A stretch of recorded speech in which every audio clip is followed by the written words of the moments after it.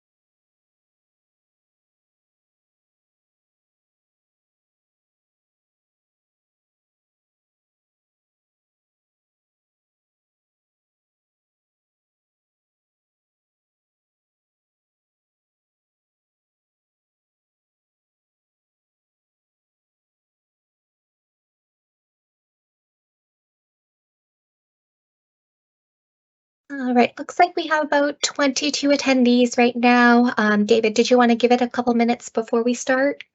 Yeah, I mean, we can let them in, and I'll just say we'll give just so everybody's not just kind of sitting there. We'll just let them know that the event will start in just a few minutes.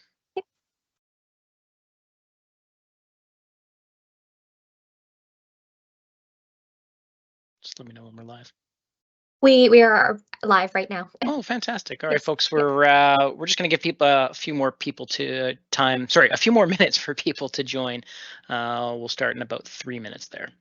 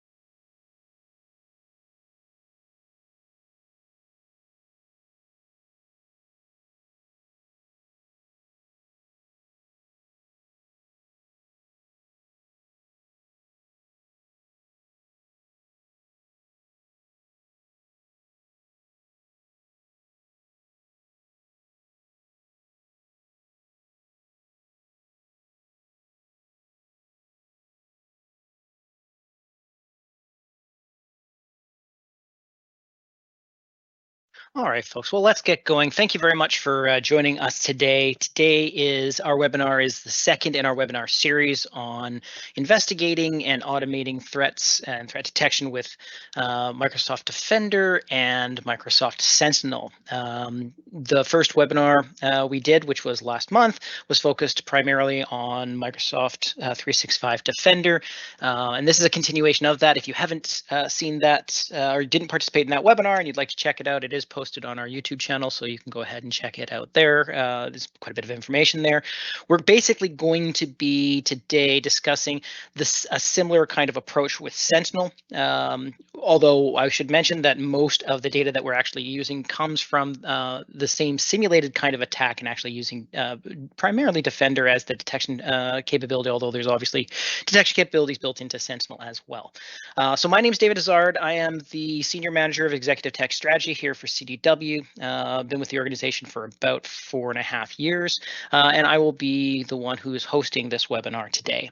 If you do have any questions, please feel free to put them into the Q&A chat there. They will be tracked. If there's time at the end of this session today, I will try to answer them. If not, we will send out basically an email burst to everybody who's attended this webinar with answers to any questions that have come up. And we may even take some time in the next session, which is next month, specifically on a little deeper in terms of investigating and automating response with Sentinel. And we can probably take some time there right off the hop to answer some of those questions. We do have a lot of content to go through today.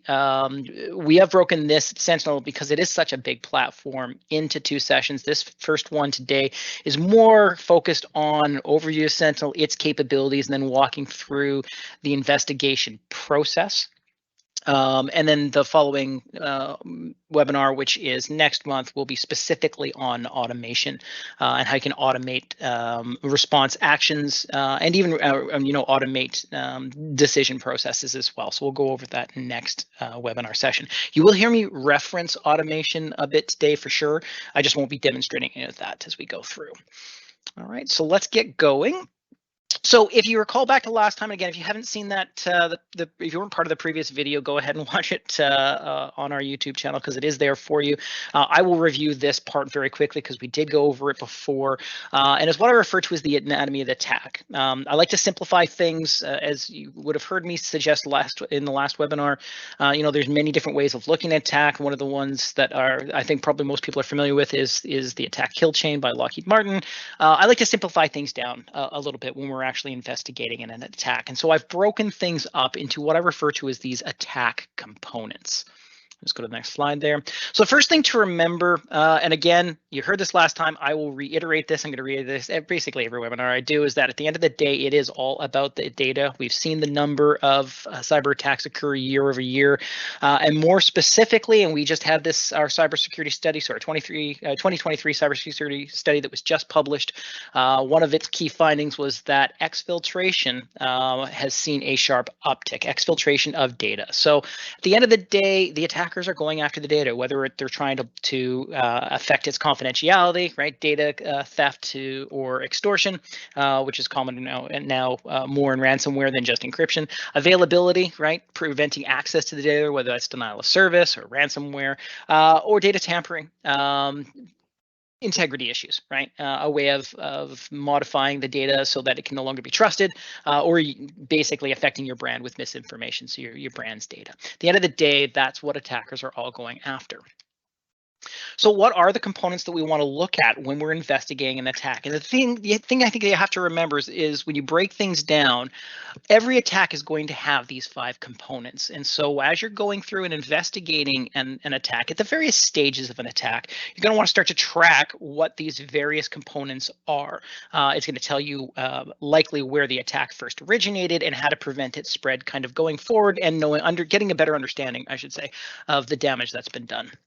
So the first thing involved in any attack is a vector. So that is a way in, a way out, or a way to move laterally across, right? So what most people are going to be familiar with this: internet, email, network, USB, sneaker net, which we refer to when it's like a physical based attack. They need a way to get in, out, and move laterally, basically to get access to the data.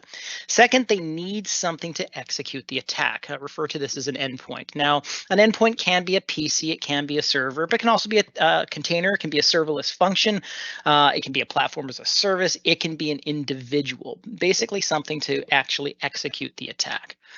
In addition, they need an identity. Now, this is obviously because most of what doesn't matter what processes are running on a computer, or if we're talking about a mailbox, there's usually an identity. In fact, there's always an identity associated with anything that's actually running. And the attackers are going to need an identity. It's actually one of the first thing an attacker would typically try to do, right? Is they'll try to gain access through some sort of spoiled credential.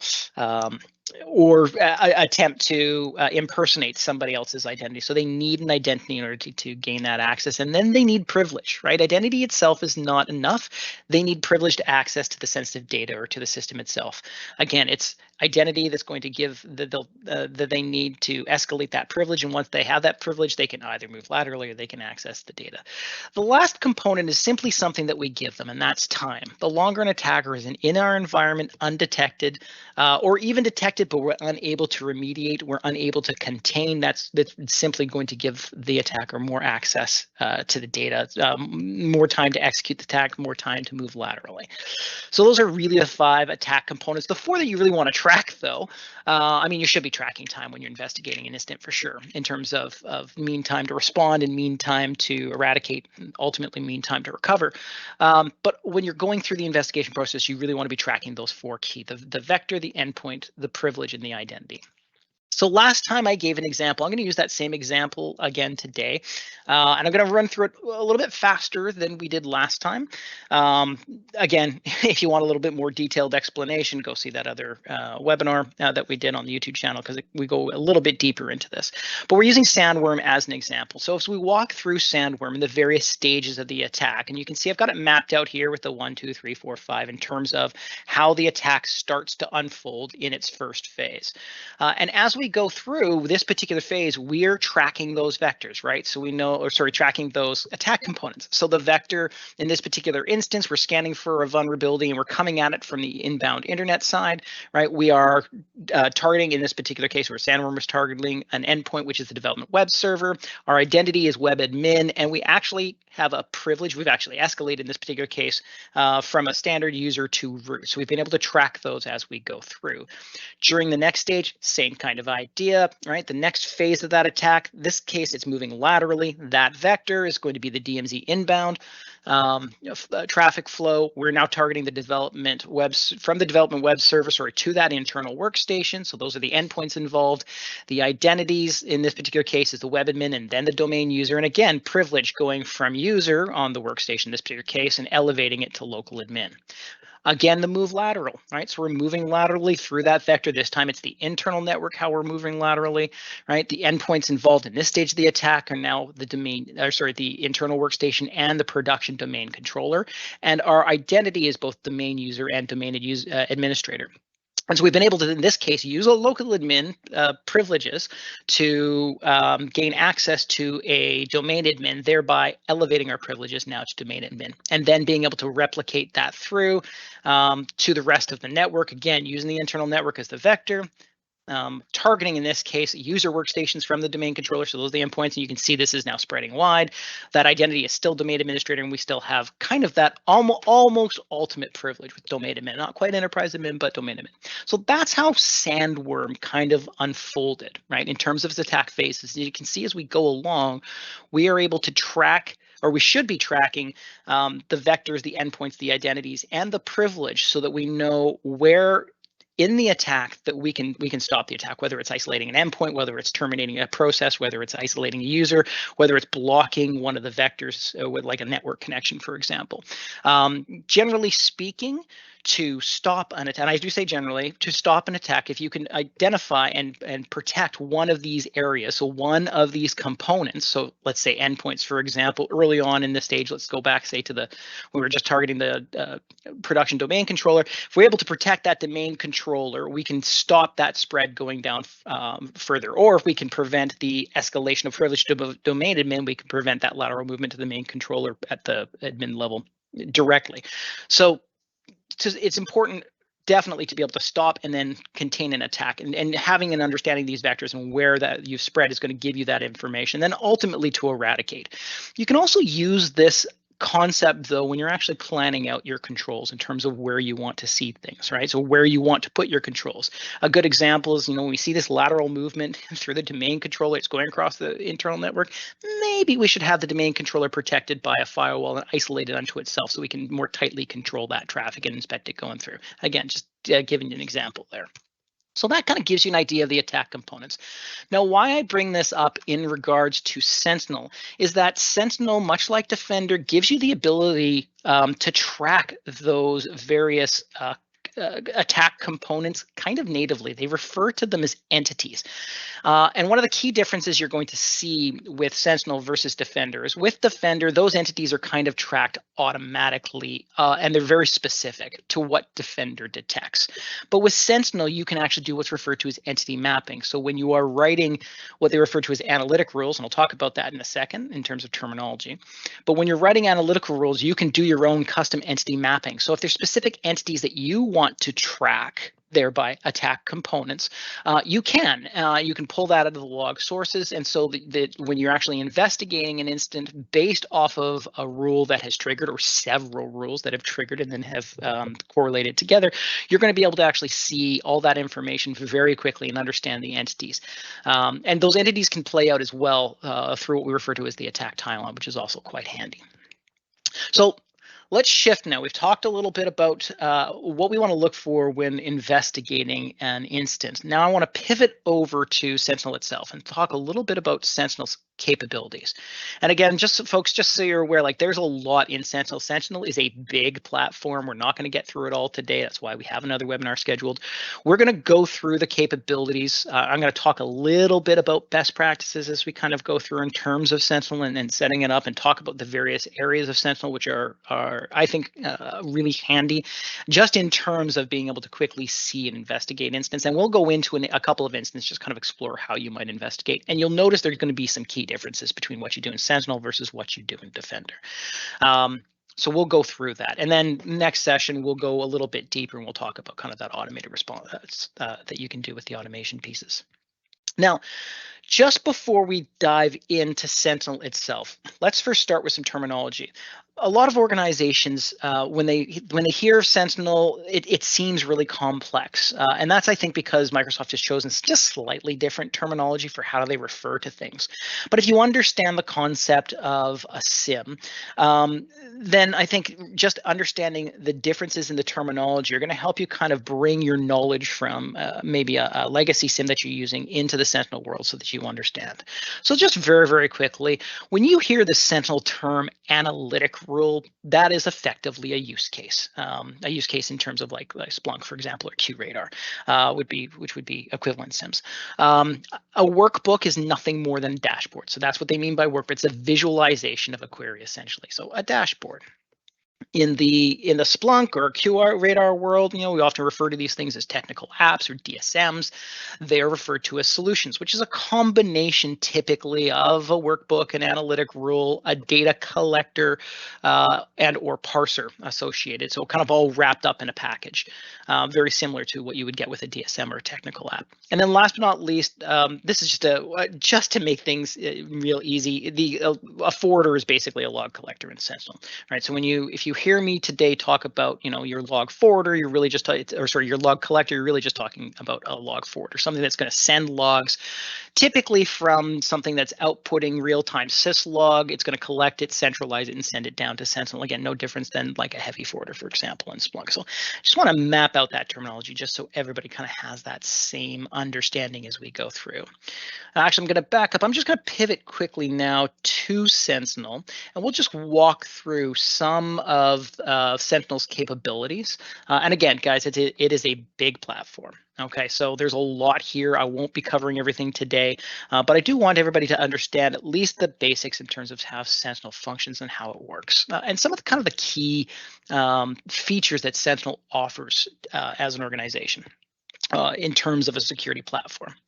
Now, the first thing I'm going to say is that if you are intending on using Sentinel like how we have used legacy SIMs in the past, and I don't mean in terms of what would be the best practice for SIMs, but how most organizations currently implement SIMs, it becomes a bit of an expensive proposition. So you really do need to change your mindset when leveraging Sentinel. And frankly, this should be true of any SIM that you use.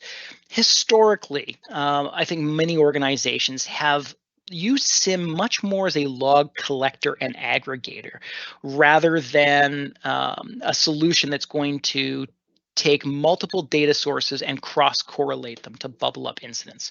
So a common implementation, I'll just give you an example here, is a SIM that's got a use case, or in Sentinel's vernacular, an analytic rule that basically is nothing more than an alert relay or a threshold rule.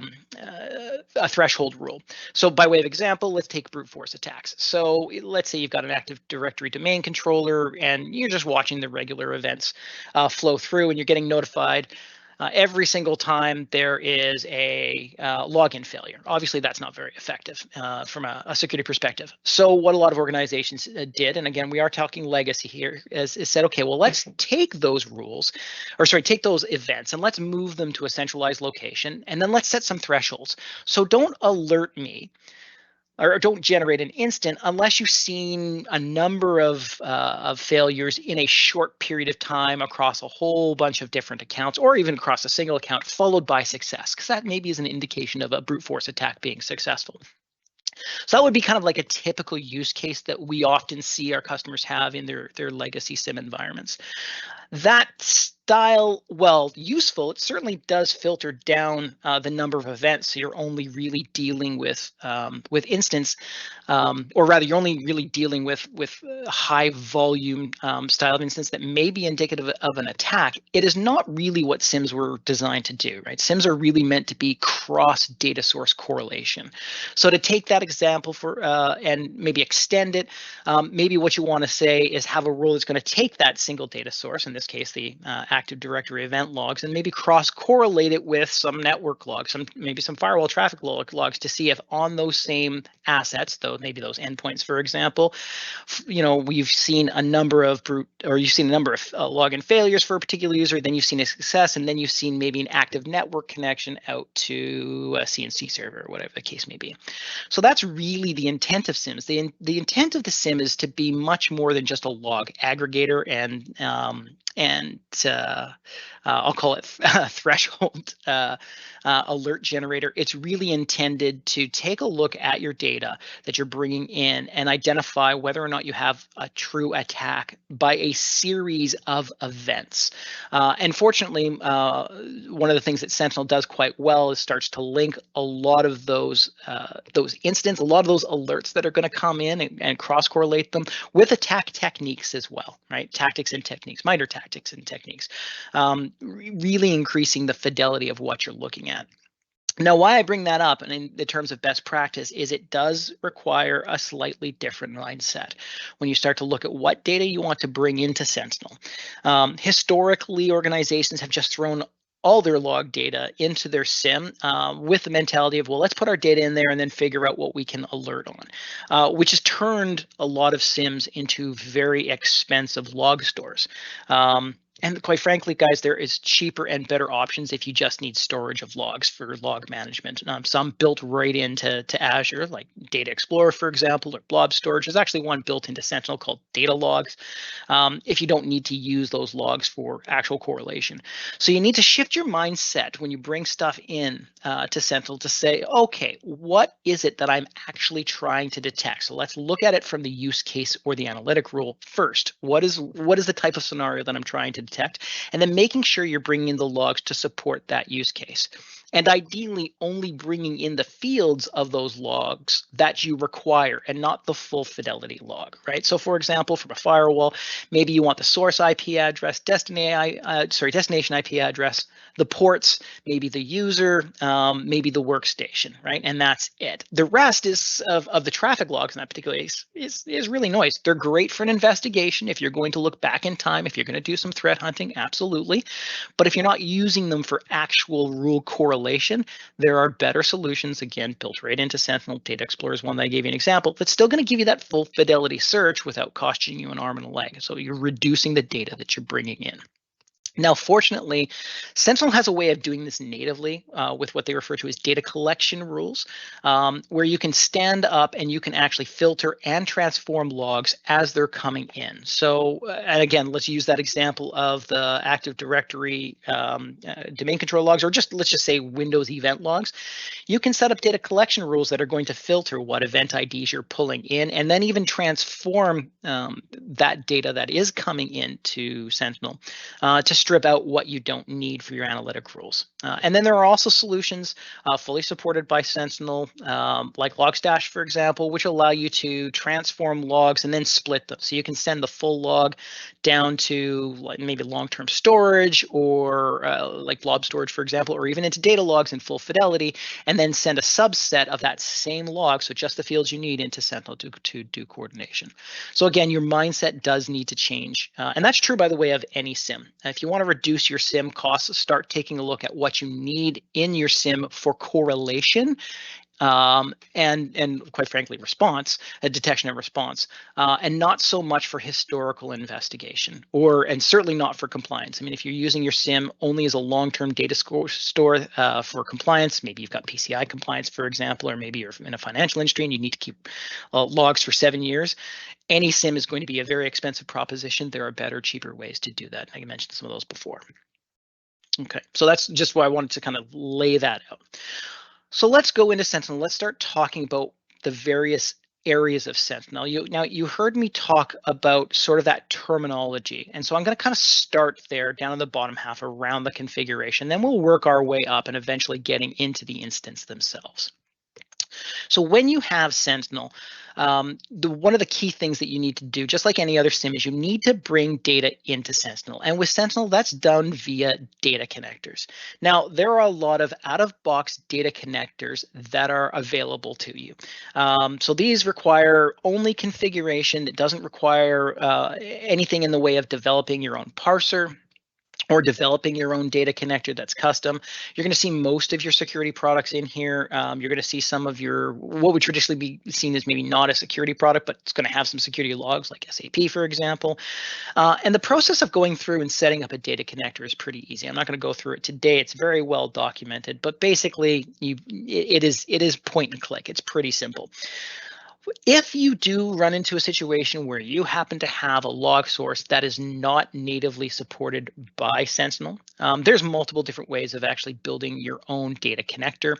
One of the most common is with the codeless connector platform. So it's a way of doing it without having to, actually write a data connector. It's just using basically configuration on steroids to bring in some of those custom log formats, or you can bring it in through a syslog facility, because there is a common syslog data connector. You can create your own custom tables to store it, or you can send it to the common security log. So there's multiple ways of getting data in. Again, it's very well documented, but it is the data connectors that you connect. They're going to bring that data in, and it's also how you're going to monitor the health of those connections, right? So you're going to be able to tell whether or not a data connector maybe hasn't received a log in 12 days or something like that. And you've got that threshold set. You're going to be able to monitor that kind of going forward. So once you get data in, it is the analytics rules, again, that are the use cases. Now, folks, there are an absolute ton of rules that come out of box with Sentinel, which is, I think, one of the biggest advantages. And the vast majority of them are cross cross-correlated alerts. So there are multiple data sources. Okay, just by way of an example here, I'm just going to kind of extend this over, right? Let's just take a look at this very quick one, the one here, this network endpoint host executable correlation, right? You can see Trend Micro is identified there as kind of like the primary, but if we click on it, we kind of go over here, we can see the various data sources that is this particular rule. And again, this is an out-of-box rule, is automatically going to cross-correlate. It's going to pull from the common security log because that's where Trend Micro Deep Security is putting its events. It's going to pull from the security events via the legacy agent and the new AMA agent. So those are Windows events and then Windows forwarded events. Okay, there are similar ones here. If you take a look at like the Palo Alto firewall one, for example, so this is a TI, so a threat indicator map from Palo Alto. It's going to pull from the threat intelligence platform. So if you've got anything connected via that or via Taxi, as well as from Palo Alto Networks, the common security log. And again, as you add more things on, those types of rules will have those data sources automatically added to these common rules.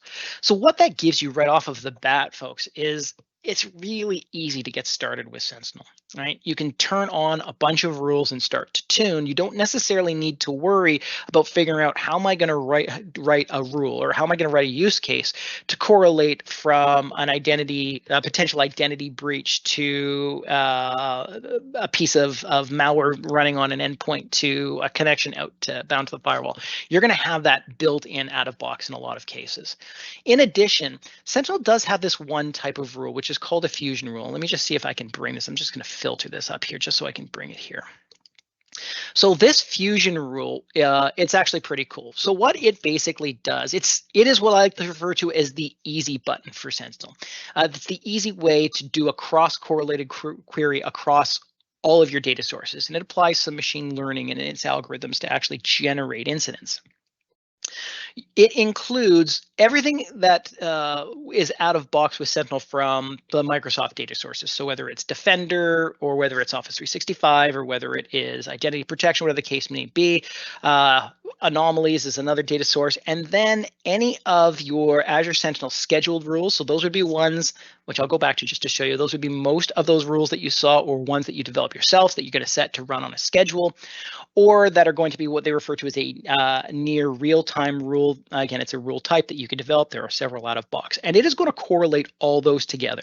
So when it sees multiple events from multiple different sources, even if you don't have a cross-correlated rule, already built or enabled to do this, if you've got the fusion rule basically turned on and you've selected your various rule sources to pull in, you're going to start to get alerts from this fusion rule or instance generated from this fusion rule. Again, it's a bit of the easy button. Now, in saying that, it's not like you can just turn this on, sit back, and you're done, and you don't need to worry about developing, your use cases in Sentinel and tuning. You absolutely do still need to tune. I mean, you can see here out of box, it basically just pulls in all different types of events. So you may want to tune that down to just being low or informational, or you may want to start to analyze what are the rules in your near-time analytic rules or your schedule rules that you're running and make sure that those aren't hitting too often. So wanting to tune those, but it does make it fairly easy out of box to get started with Sentinel. Just turn on a bunch of analytic rules that are automatically cross-correlated, turn on the fusion rule,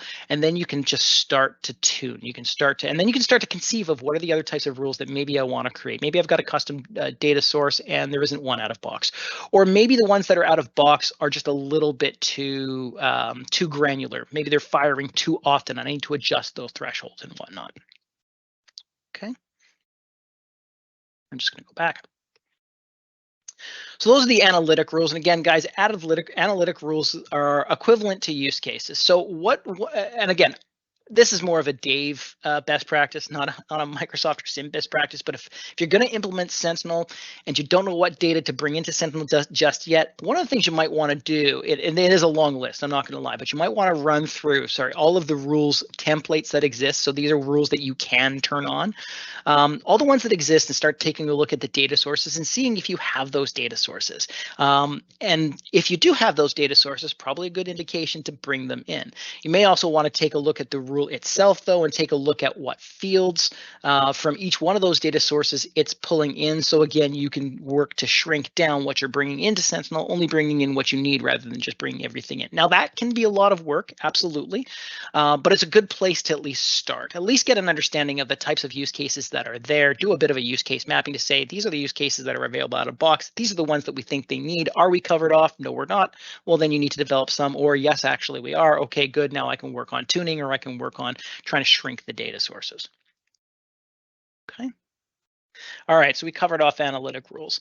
The last thing I want to cover off is workbooks. So again, workbooks are dashboards, and you can create your own, but again, there is a lot of out-of-box workbooks that are available from Sentinel. And I'm going to talk about the Content Hub in just a second, because it's a way of getting even access to even more data connectors, analytic rules, and workbooks. But effectively, a workbook is a dashboard, and there are some really handy workbooks that you're probably going to want to use right out of the get-go. One of, I think, the most common ones that I hear asked about, and I absolutely recommend, is the one on Sentinel cost. Everybody wants to know, how much is it going to cost for me to run Sentinel? And there's an out-of-box workbook that is going to tell you what that cost is going to look like, and it's a little bit predictive, so you can change some of these settings in here. So for example, I can go, say, for the last 30 days, I can choose all or just one of my Sentinel Analytics workspaces. If you've got different workspaces, I'll talk about that next in just a second when we get into Workspace Manager. You can set what you think the price is, and again, that's all priced kind of. You can go to Microsoft and get their pricing, but let's say we assume that we're getting a good discount and we're only doing $3.20, but it's costing us 5 cents per gigabyte for retention. It'll even factor in how many E5 licenses you've got, which just gives you a data grant there. Okay, so as you go through and you kind of build this out, you can see what your costs are likely going to be, say in this case, over the next 30 days. This is going to, and it's going to also tell you what data sources are your biggest hitters. So in this case, it's our threat intel feed that we've got in, because this is just a lab environment, so we don't have a lot of network activity or a lot of Active Directory, Azure Active Directory coming in.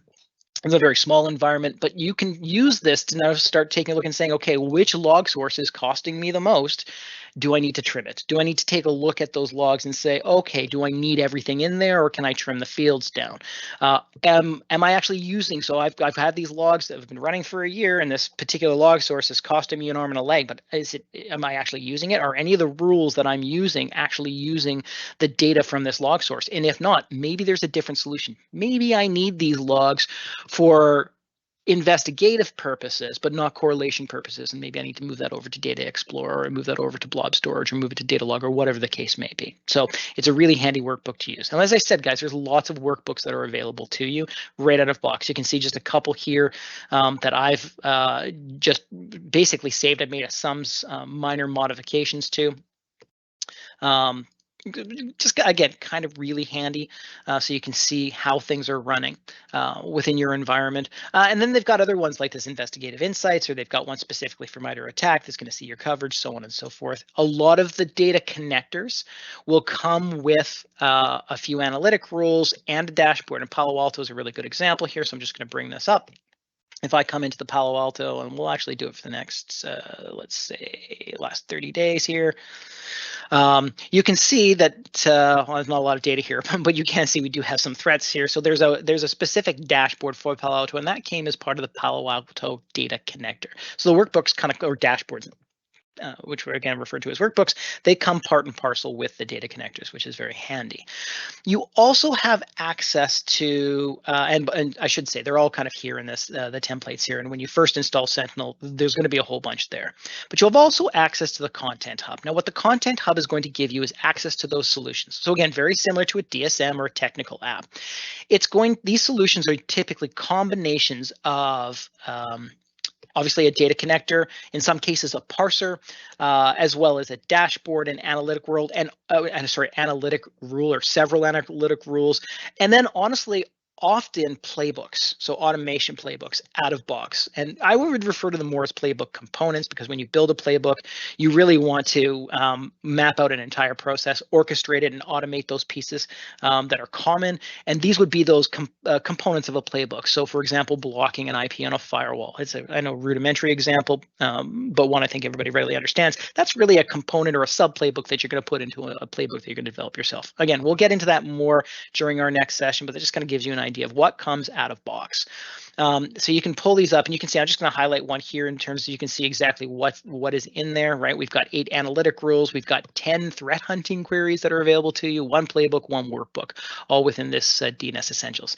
Now, often these are developed by Microsoft. Sometimes they are developed by other providers. Like in this case, we can see the provider is AWS. Or you can see it's 4.2 Crunch or VirusTotal. Often it's developed by the community. So one of the great things about Sentinel, and if you haven't gone there, I highly recommend that you do. Just go to type into either Bing or Google Sentinel and GitHub, and it's going to take you to the GitHub repo, which is basically a community-supported repo where a lot of community-derived playbooks, community-derived analytic rules, community-derived data connectors and workbooks are going to be available for you, and you can pull them all in through the community. So it's connected to this content hub, but you can also go there if you wanted to. If you've got your own repo, you can clone the repo and then make changes and actually have your own Sentinel as code and start populating it that way. So you can use that as kind of the base and then make the changes. And you can do it all from code.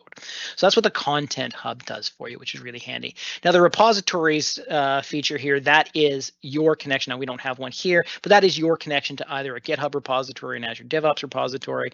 So that is your own, again, where you can you can clone an existing repo, or you can just build your own. Let's say you've got multiple workspaces and you want to be able to start modify analytic rules at scale across multiple workspaces. GEPO repository, specifically GitHub, your repo is how you're going to want to do that kind of going forward. So it's turning really Azure Sentinel into Azure Sentinel as code, well beyond what we're going to talk about today, but a good thing to be aware of. Okay, a couple of other things that I want to touch on very quickly. Let's take a look very quickly at the MITRE ATT&CK. Now, it is currently in preview, but I find this just an absolute fantastic feature.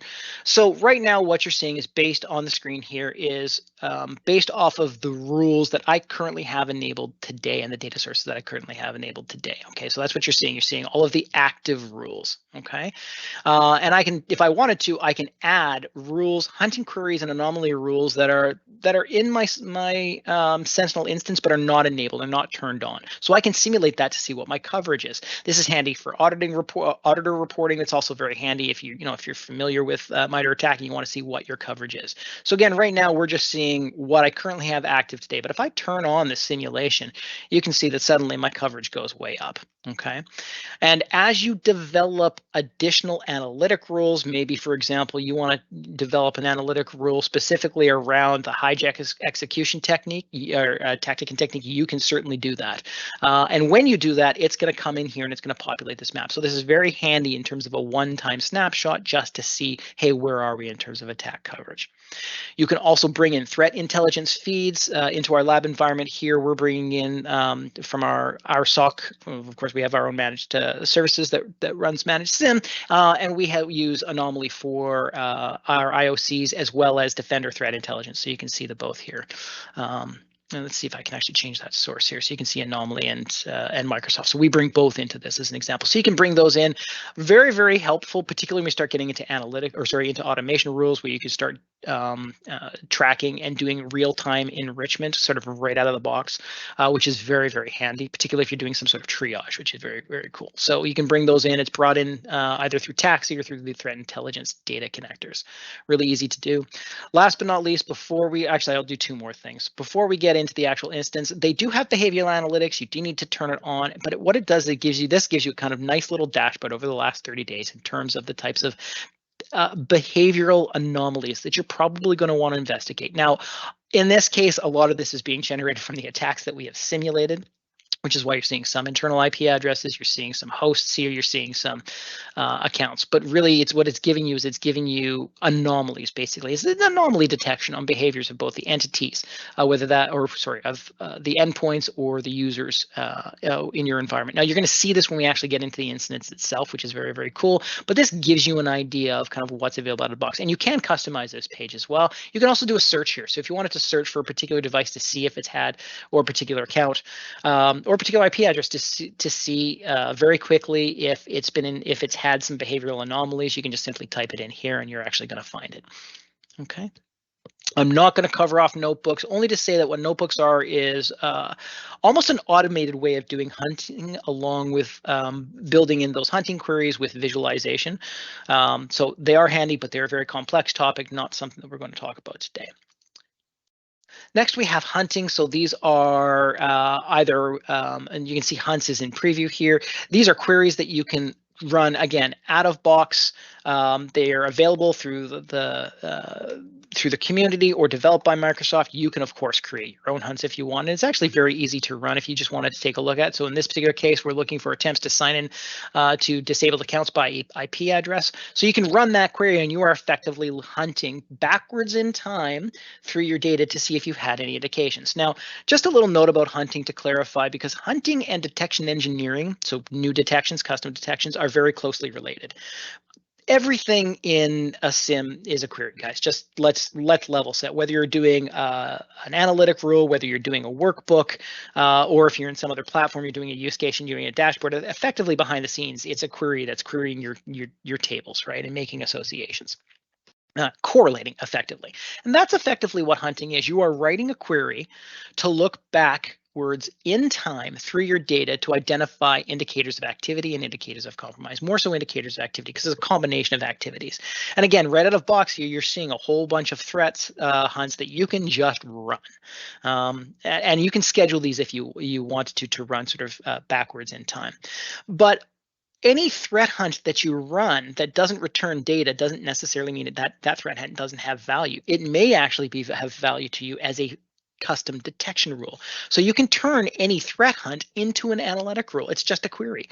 So you can search back in time. So let's say, by way of example, I'll use log4j, just because that was one that everybody panicked about, a couple of years ago there, right? And you had to look back in time in your data to see, have we seen any indications of log4j within our environment? And in many cases, the answer was no, but you knew you had a problem. So you needed to then look forward in time and create a detection rule. It's all the same thing here, guys. All you got to do is choose that analytic rule, or choose that hunting query that you want to run, whether you're doing it here or you're developing your own, because you can absolutely create your own query, and you should when you evolve your security program based on threat intelligence, of course. But you can take these queries, you can run them back in time, but then if you don't find results, or even if you do and you want to detect it in the future, you simply need to turn it into an analytic rule. And again, it is just the query here that you guys are running. And you, of course, need to configure the alert rules, the thresholds, the alert rules, the alert parameters, the thresholds, do that entity mapping, all that kind of fun stuff. To build out that analytic rule. But it's a great way to go from hunting into custom detection engineering, because the two are very closely related. Okay, let's get into instance. So we only have 14 minutes. I promise, guys, in the next session, we're going to spend a bit more time here anyways, so don't worry too much about it. But I do want to give you kind of an overview of Sentinel here in terms of instance. Now, the one thing that I want you to understand is, if you only have a single workspace, you're basically going to spend your time just in Sentinel, and that's where you'll spend. And this is probably, honestly, in the instance, is probably where you're going to spend most of your time. If you have multiple, so let me just back up here and go into our larger Sentinel instance. If you have multiple Sentinel instances, there's two ways that you can actually get a collapsed view. Okay, the first way you can do it is you can just select all of them and then click view instance, and that's going to bring a view of all the instance in your various workspaces. And you may have Sentinel in different workspaces because of geographical considerations or data residency considerations, whatever the case may be. It's quite common for organizations that are large to have multiple workspaces that each run Sentinel, and you can see them all in sort of this consolidated view, which is very handy. But Sentinel has recently released a new feature, which it refers to as Workspace Manager. Now, I haven't actually set it up in our environment, but it does more than just give you a view of alerts. It actually gives you a view of all the content published across all of your workspaces. So all your data connectors, all of your automation playbooks or automation rules, all of your workbooks, as well as your instance. So it can be very handy if you're a very large organization, or maybe you're responsible for some sub-organizations in each, or you've done a merger and acquisition, and you both have Sentinel, and you want to be able to centrally manage it.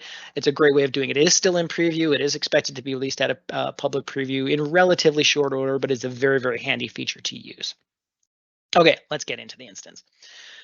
So from an investigation perspective, as we talked about, you want to be looking at those attack components when you're looking at an investigation. Now, one of the things that you're going to see different within Sentinel versus what you will see in, say, Defender in our last webinar is your ability to get granular. So with Defender, you've got the full data recording of all the activity that's happening on the device and the full, we'll call it the full process tree, and you can walk your way back through time. And you don't have that in Sentinel, or more specifically, you shouldn't. There actually is a facility in Sentinel. If you wanted to, you can bring all of that EDR data into, specifically from Defender, into Sentinel, into the custom, or not custom, sorry, out-of-box tables that are specific to bring that EDR data in and retain it for longer than the 90 days that you get within Defender. Unless you have a really compelling reason to do that, I wouldn't do that. I recommend against it. What you'll see is, now actually, let me just quickly go into one of the events here. Right out of the get-go, what you're going to see once it loads is if this was a Defender incident that was ported over from the alerts and the various information to investigation over into Sentinel, if you want to take a look at the activity on a device, for example, or you want to go really deep into what was detected in Defender, it is a quick hot link, guys. You just click that, it punts over directly into the activity. Of course, I need to pick my account, sorry. It's going to go right into the incident itself, so you can start to investigate at a lower level. And again, that's not Sentinel's intent. If you have an XDR platform, whether that's Defender or some other platform that goes very low level, and you've had an incident generated from that platform, you're going to want to do your investigation there. It's not really what Sentinel is for.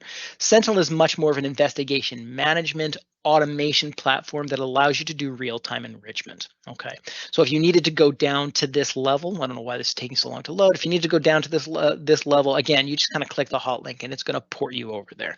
Oh, of course, it refreshed while I was off, so there you go. Okay, but what you will see in Sentinel is the same concept of a timeline as alerts were generated. Again, you can't get down to the individual activity on an endpoint, for example, but you're going to be able to see that timeline.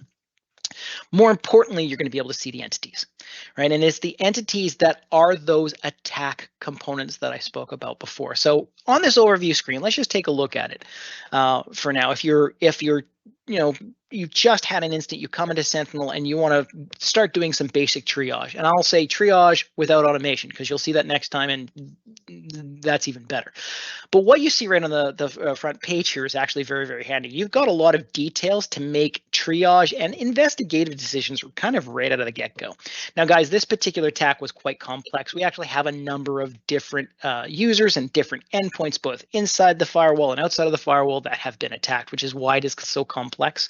So you're not going to see a quick triage or a quick resolution in this particular instance, and we don't really have time to dive deep into it like we did previously in the Defender webinar. We will do that a little bit more so next webinar series because we're going to be leveraging the automation features to really do rapid triage, which is going to be really, really handy.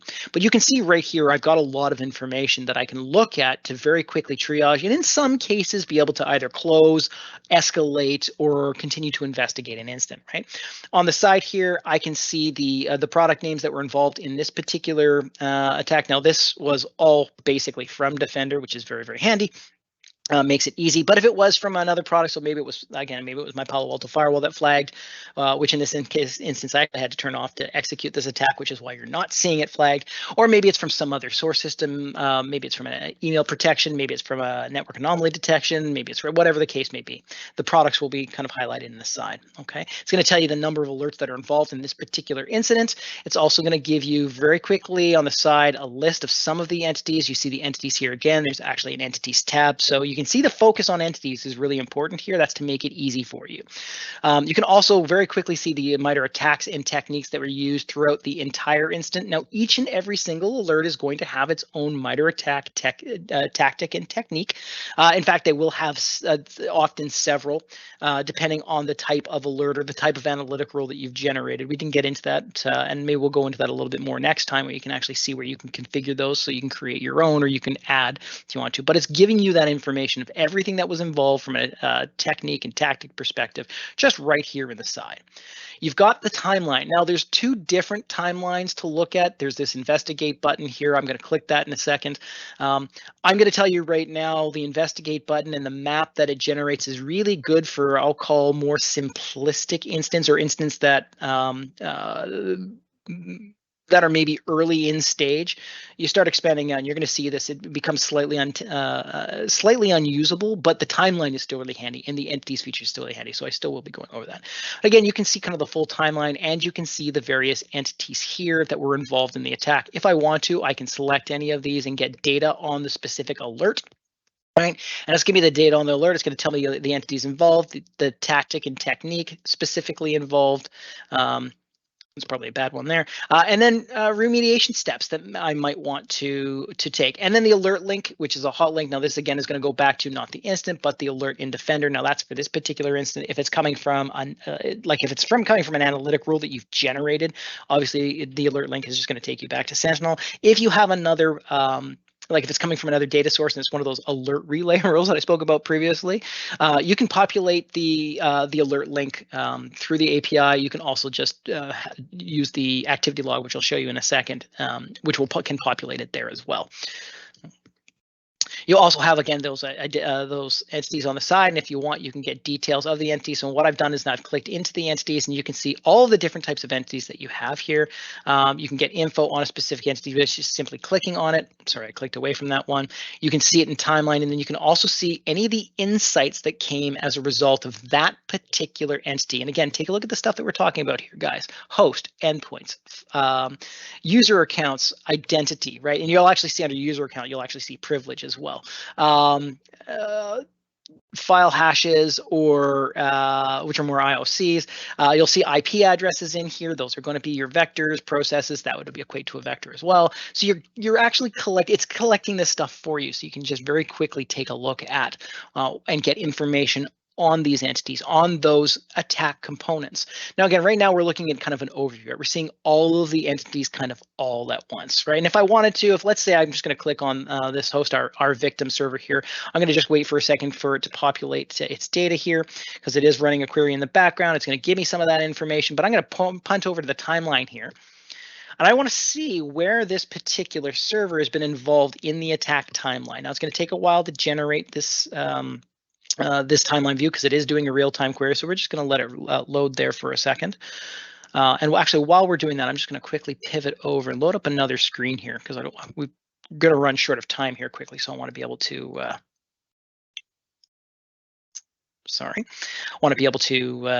demonstrate quickly here. It's populated here. I'll just go back. So you can see this particular server, where in the timeline it has been affected, because again, we are talking about an attack that spread across multiple endpoints, spread across multiple mailboxes. So there's just a ton of alerts, 93 alerts that are part of this instant. What this has done is it's now distilled down the alerts according to the timeline, according to this particular entity, in this case, the victim server. And so I can go through and I can start taking a look at these. Okay, I can also click on Insights. Now, Insights is going to give you information around sort of like the UABA side of things, the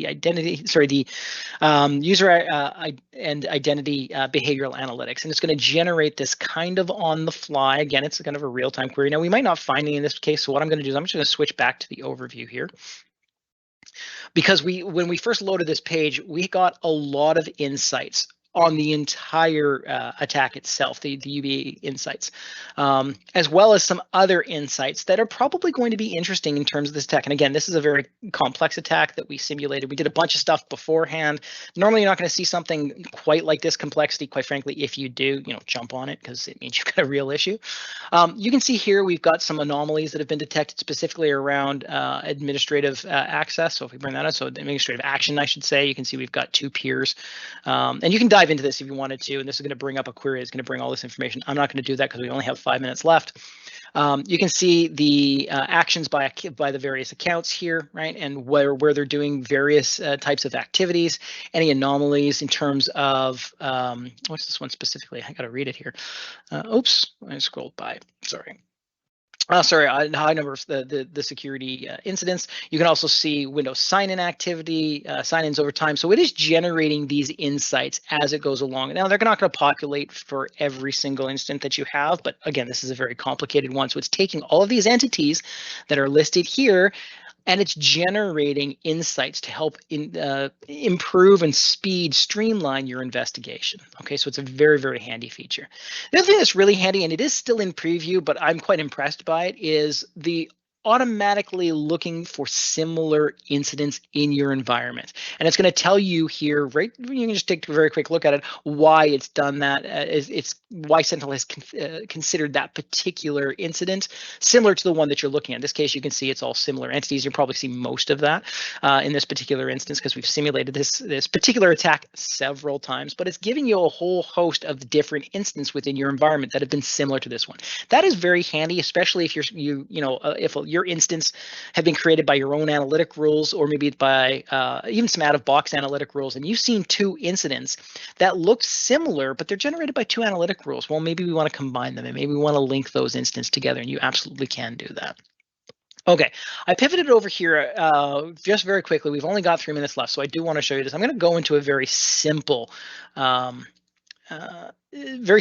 instant in this particular case. Oh, that one doesn't allow me to investigate. Hang on, let me see if I can find where's my. I wanted to find the Palo Alto one. Just give me a second here. Actually, when I do, let's see if I can find one here. It's done by Sentinel. Okay. I'm going to bring one of these rules up. So Palo Alto Threat Stitcher, I'm just going to take a very quick look at this. The reason I'm doing this is this is basically a single instant from a query. And the reason I'm showing you this is I want to click this investigate button. I want to kind of show you the difference because I do think it is important to understand that the investigate is handy, but becomes almost unusable when things get too large from the graphical representation. Still handy from the timeline, still handy if you want to get in the list of entities, if you want to walk through the timeline. I'll show you that in a couple seconds in the bigger incident. More difficult to see. Still handy in terms of, as I said, the entities and if there's any insight. So it is handy to investigate, I'll say most instance. If you get to a big instant like what we're talking here, we're talking about 90 alerts, and in addition to the alerts, guys, a whole bunch of activity for the 3 or 4 days before we launched the attack to really build this attack out. I'm going to click this investigate button, and what you're going to see, assuming that it launches here, just give me a second, I'm going to reload this page. As I shifted there, and just give it a second.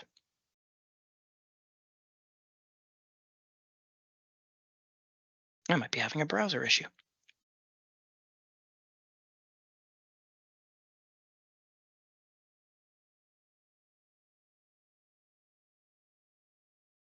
Or an internet issue. Hopefully you guys can hear me okay. And I'm not all garbled. Okay, so if we click on the investigate here, what you're going to see is just a gigantic map. It's going to take some time to generate because, again, it is a real-time query that's running. As it comes up, you're going to basically see this gigantic spider web. Again, not the best for investigating very, very complex incidents because honestly, it's just scattered. But the timeline is, oh, there you go. It's a really good example. It looks, more like a brain connection and how someone thinks than it does an attack. Is very messy, and what you're seeing in here is various types of alerts correlated with various types of files.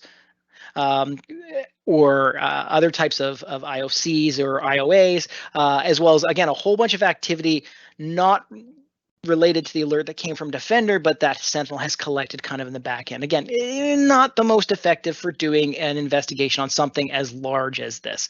However, it does still give you the ability to do the timeline. If you wanted to see how the attack unfolded over time, it does allow you to play that out, which is very, very handy.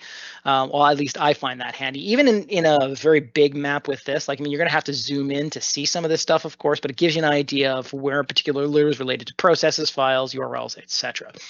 So it is that from that standpoint, it can be quite handy. What's really handy, though, I think, is the entities, because it allows you, even within this view, which is very, very large, even within this view, it allows you to very quickly distill down how things happened across their entities, not necessarily according to a timeline, but certainly according to what that entity is. And you can see in this case, Bob Bob's a problem. Bob spread very quickly, kind of his attack across in multiple files.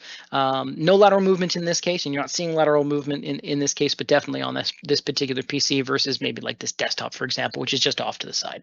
So the attack map that you're seeing here in a complex incident can be difficult to manage. And again, most of what you're going to see is not going to be this complex. Like again, we threw a ton of data at this just to generate the type of incident that we're looking at here. Most of your incidents are not going to be like this. They're going to be 2, 3, 4 Sentinel alerts that are derived together that you're going to be investigating, rather than a whole bunch that are coming from Defender and Palo Alto in various different spaces.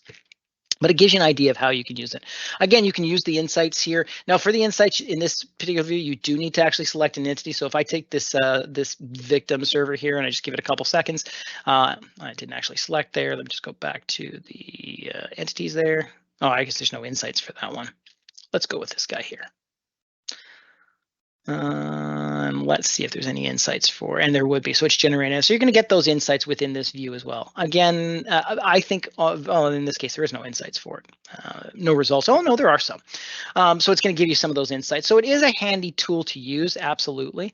You can use this investigation graph, as I like to refer to it, to help kind of streamline your investigation. But honestly, you're probably going to use it on more, I'll call them, I don't want to say simpler, but definitely instances that are not where you haven't thrown a bunch of data at it and just try to create something like we've done here. But just to give you an idea, the investigate is very handy though, particularly if you've got multiple alerts and you want to maybe expand some things out. So here's a really good example of how you can use the graph. You can use it to expand your investigation. So in this particular case, you're seeing this IP address associated with the Palo Alto threat.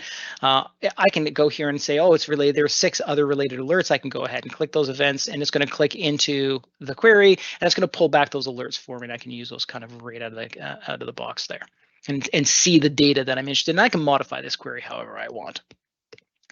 Unfortunately, guys, we are out of time. That took a little bit longer than I had intended. What we'll do next time is we'll continue this conversation around the investigation. There are some things I wanted to highlight still in the investigation window here on the instance that's very, very handy, not the least of which is going to be the activity log, the tasks, which is a very cool way of tracking your investigation, and it ties into automation, so it's good to leave it till next time anyways. And then the logs themselves. So this allows you to pivot and take a look at maybe things that weren't collected as part of the investigation, but you want to extend your investigation to maybe do a little bit of hunting. And there's actually a scenario I've got set up for this instant, so we'll cover that off next time. Again, that webinar is going to be the 3rd in our series. It is next month. I don't have the date handy, I apologize, but you will receive an invite to that if you want to continue with us in going over the capability of Sentinel and how you can leverage Sentinel to do investigation. I highly recommend that you watch that. And again, if you want to see what we did previously with Defender, by all means, check that webinar out. It is on our YouTube channel. And if you guys have any questions, we've been keeping track of them. I will endeavor to answer them, and we'll email them out to all the participants kind of going forward from there. And with that, guys, unfortunately, we are at time. But thank you very much.